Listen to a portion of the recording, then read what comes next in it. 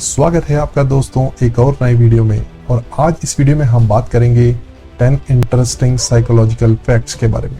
दोस्तों, दुनिया भर में हर साल हजारों वैज्ञानिक शोध प्रकाशित होती हैं, जिसमें मनोवैज्ञानिक शोध एक बड़ा हिस्सा लेता है। हालांकि एक सामान्य व्यक्ति के लिए इन मनोवैज्ञानिक शोधों को पढ़ना जितना कठिन है, वास्तविक जीवन में इन चीजों को लागू करना उतना ही आसान है। आज हम आपको ऐसे 10 मनोवैज्ञानिक तथ्य साझा करेंगे जिसे जानने के बाद आप पहले जैसे नहीं रहेंगे। तो जुड़े रहिए इस वीडियो में और इस वीडियो को एंड तक जरूर देखिएगा अगर आप अपनी लाइफ बदलना चाहते हैं तो। चलिए दोस्तों, बात करते हैं फैक्ट नंबर 1 के बारे में। म्यूजिक। हम सभी जानते हैं कि संगीत हमारे मूड को बदलने की क्षमता रखता है। एक हाई एनर्जेटिक म्यूजिक सुनने से हम प्रेरित महसूस करते हैं, वहीं उदास म्यूजिक सुनने से हम उदास महसूस करते हैं। असल में हम किस तरह का म्यूजिक सुनना पसंद करते हैं, ये वास्तव में प्रभावित करता है कि हम इस दुनिया को कैसे देखते हैं। 2011 के एक अध्ययन में कुछ लोगों को खुश और उदास संगीत सुनते हुए खुश और उदास इमोजी को सेलेक्ट करने का कार्य दिया गया था। नतीजा ये देखा गया कि उदास संगीत सुनते समय अधिकांश लोग उदास इमोजी को सेलेक्ट कर रहे थे, वहीं दूसरी तरफ हैप्पी म्यूजिक सुनने वाले अधिकांश लोग हैप्पी इमोजी को सेलेक्ट कर रहे थे।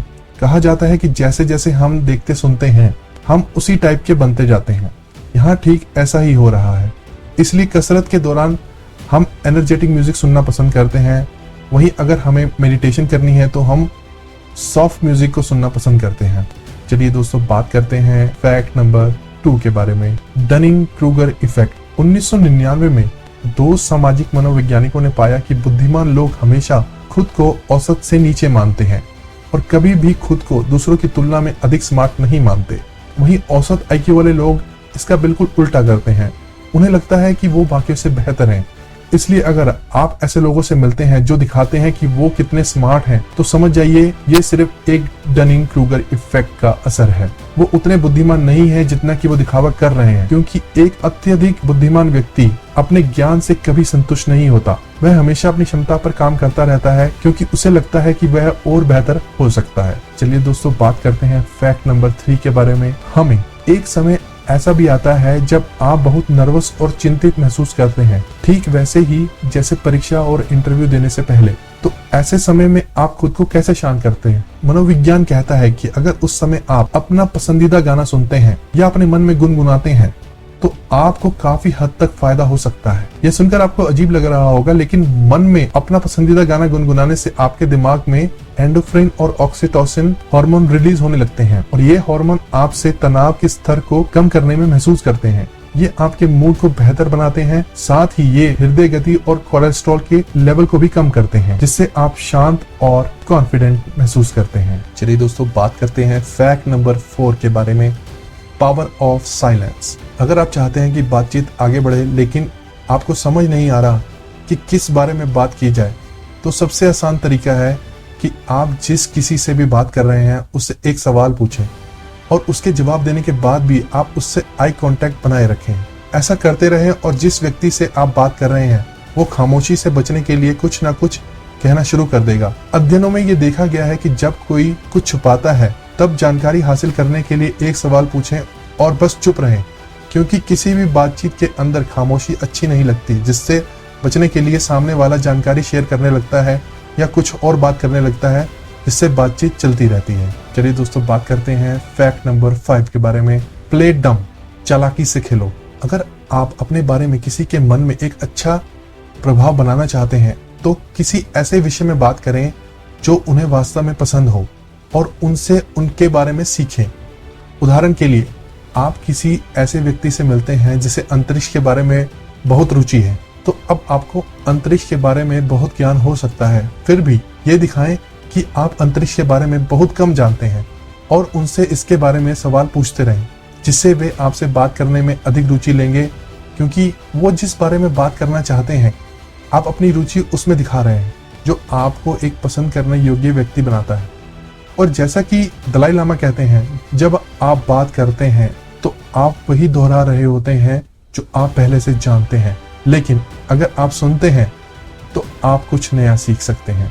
चलिए दोस्तों, बात करते हैं फैक्ट नंबर 6 के बारे में। लोगों को उनके नाम से बुलाएं। मनोवैज्ञानिक कहते हैं कि हर व्यक्ति अपना नाम सबसे पसंदीदा ध्वनि के रूप में सुनता है, क्योंकि हमारा नाम हम सभी के लिए एक महत्वपूर्ण है। इसलिए जब कोई आपका नाम याद रखता है तब आप अपने आप को बहुत इम्पोर्टेंट महसूस करते हैं। आपने देखा होगा कि जब कोई आपका नाम भूल जाता है तो आप बिल्कुल अच्छा फील नहीं करते, आपको ऐसा लगता है कि आप इंसल्ट फील कर रहे हैं। इसलिए जब आप किसी से बात करें तो अपने सामने वाले व्यक्ति को उसके नाम से बुलाएं, जो उसे महत्वपूर्ण महसूस कराएगा और वो आपके साथ अधिक सहज महसूस करेगा।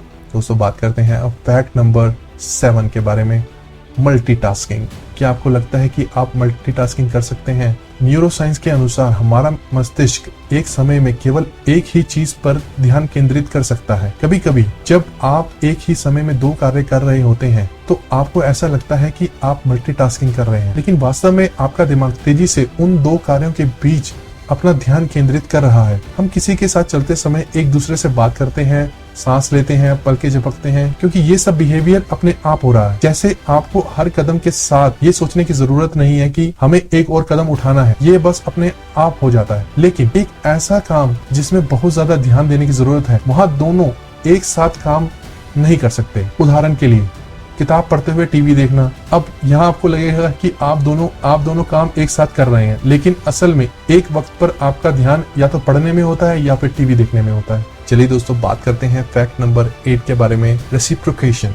जब कोई हमें मुफ्त में उपहार देता है या हमारी मदद करता है तो हमें भी उसे उपहार देने या मदद करने का मन करता है, क्योंकि ज्यादातर समय हर कोई किसी का एहसान लेना पसंद नहीं करता, क्योंकि लोग सोचते हैं कि जब वो उनसे कोई उधार ले रहे हैं या उनसे कोई गिफ्ट ले रहे हैं और उन्हें कुछ नहीं दे रहे हैं तो दूसरे उन्हें नकारात्मक व्यक्ति मानते हैं। कई बार ऐसा होता है कि आप किसी के साथ किसी रेस्टोरेंट में जाते हैं और वो सारा बिल खुद भर देता है, लेकिन आपसे एक पैसा भी नहीं लेते हैं, तो आपको स्वाभाविक ही लगता है कि आप उसे भी डिनर पर बुलाएं ताकि आप खुद भुगतान करें, ताकि उनका एहसान उतार सके। इसलिए अगर आप चाहते हैं कि दूसरे लोग भी आपके लिए कुछ करें तो पहले उन्हें फ्री में वैल्यू दें, ताकि उन्हें भी आपकी मदद करने की जरूरत महसूस हो। चलिए दोस्तों, बात करते हैं फैक्ट नंबर 9 के बारे में, पसंद करना।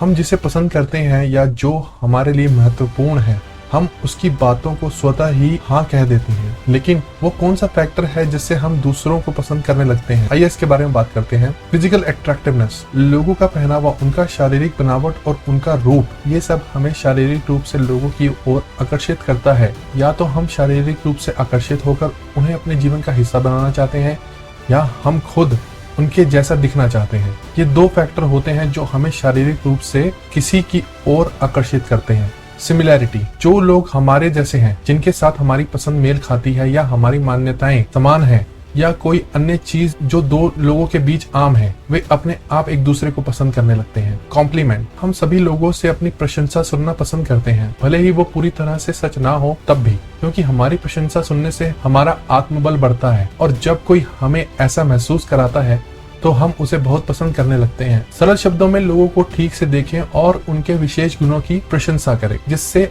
आप उस व्यक्ति के लिए एक पसंद करने योग्य व्यक्ति बन जाएंगे। कॉन्टैक्ट्स, हम जितने अधिक लोगों से मिलते हैं उतना ही हम उन पर भरोसा करने लगते हैं, साथ ही उन सभी जगहों पर जहां हम पहले जा चुके हैं, जो अनुभव एक साथ हमने पहले किए हैं, वो सब हमें संबंधित महसूस कराता है। हमारे सामने पूरी तरह से अजीब और नई चीजों में से हम वही चीज चुनते हैं जिनसे हम परिचित हैं। कॉपरेशन, जब आप किसी के साथ एक काम करते हैं, आपको वह काम पसंद हो या नहीं, लेकिन फिर भी यदि आप उन सभी के साथ मिलकर वह काम कर रहे हैं, आप उस व्यक्ति के साथ अपने आप संबंध बना लेते हैं। जैसे किसी खेल पर एक ही टीम में खेलना, किसी प्रोजेक्ट पे एक साथ काम करना। चलिए दोस्तों, बात करते हैं फैक्ट नंबर 10 के बारे में, फॉर्मिंग अ हैबिट। क्या आपने कभी सोचा है कि आदत बनने में कितना समय लगता है? पहले ऐसा माना जाता था कि कभी भी आदत को बनने या छोड़ने में सिर्फ 21 दिन लगते हैं, लेकिन एक नए मनोवैज्ञानिक शोध के मुताबिक किसी भी आदत को बनने में करीब 66 दिन लगते हैं, यानी कि 66 दिन लगते हैं। इसलिए जो लोग कोई भी नई आदत ये सोचकर बनाने लगते हैं कि 21 दिन के बाद उन्हें उसकी आदत हो जाएगी, तो जब वो 22वें दिन में असफल हो जाते हैं तो उन्हें बहुत निराशा होती है। शोध के अनुसार यदि 66 दिनों को 3 भागों में विभाजित करते हैं, जहां पहले 22 दिनों में आप बहुत असहज महसूस करेंगे। अगले 22 दिन आपके द्वारा बिल्कुल भी नहीं संभाले जाएंगे, तो आप उस आदत को बनाना लगभग बंद कर देंगे और पिछले 22 दिनों के बाद वो आदत आपके मन और शरीर से जुड़ जाएगी। वो आदत आपकी दिनचर्या में आ जाएगी और आप सफलता के साथ एक नई आदत बना लेंगे। तो ये थे दोस्तों ऐसे 10 इंटरेस्टिंग साइकोलॉजिकल फैक्ट्स। अगर आप इनको अपनी लाइफ में इम्प्लीमेंट करते हैं तो आई होप आपकी लाइफ में चेंजेस आएंगे। अगर आप इसी तरीके का कंटेंट देखना चाहते हैं तो हमारे चैनल को सब्सक्राइब करें, इस वीडियो को लाइक करें और अपने दोस्तों के साथ इस वीडियो को शेयर करें। अगर आप सब्सक्राइब करते हैं तो मुझे वीडियो बनाने के लिए मोटिवेशन मिलेगी। तो मिलते हैं दोस्तों ऐसे ही किसी नेक्स्ट वीडियो में, तब तक के लिए गुड बाय।